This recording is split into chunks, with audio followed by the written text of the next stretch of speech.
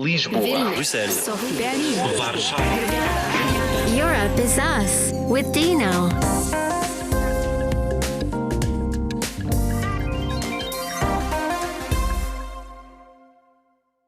Europe is us, but who are we? Stay with us and you'll find out. Today's topic is social media. Today's guest is Kristina Dimova, a social media expert from Bulgaria. Kristina, how is your work connected with social media? It's kind of difficult to be a social media expert right now. I'm working with educational practices and NGOs. I'm working with corporations and with some representative of the small and medium enterprises.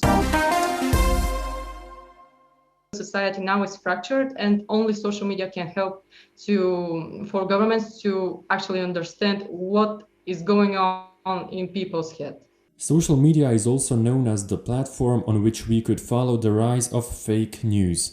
Where can one find them and how to recognize them? The best place for fake news is in Facebook groups, where people can share whatever they want, because the regulations in Facebook groups are not that hard correlated to those when you post something on your own Facebook profile. It's time for the Watchdogs perspective. Our guest journalist is Amelie Förster from AMS.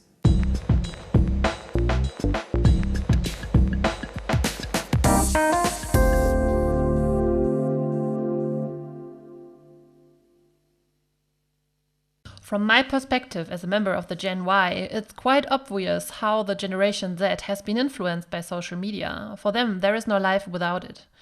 It has big impact on their lives, about how they deal with people taking photos and how to handle privacy, for example, about finding role models and ways to live life. Although dealing with social media is quite fun, they know a lot better than the people from my generation how important it is to take care of body and mind. From my perspective, they make decisions concerning the consumption of social media a lot more specific than we did at their age. But I think they have to. While we were trying one social media thing after the other, they could get started with all of them at the same time, and time is not endless.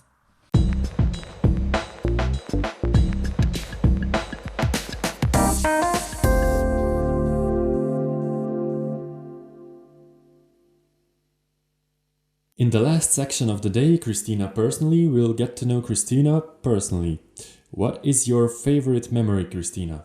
Actually, every single one of them when I'm traveling outside my own country, because then I get to know different cultures and I get to bring them back in my country to bring more knowledge to the people around me, but not only to talk about different perspectives and to understand the world better.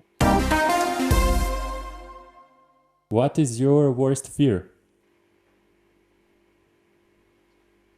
In the current situation, there are a lot of fears in my head and in my soul as well.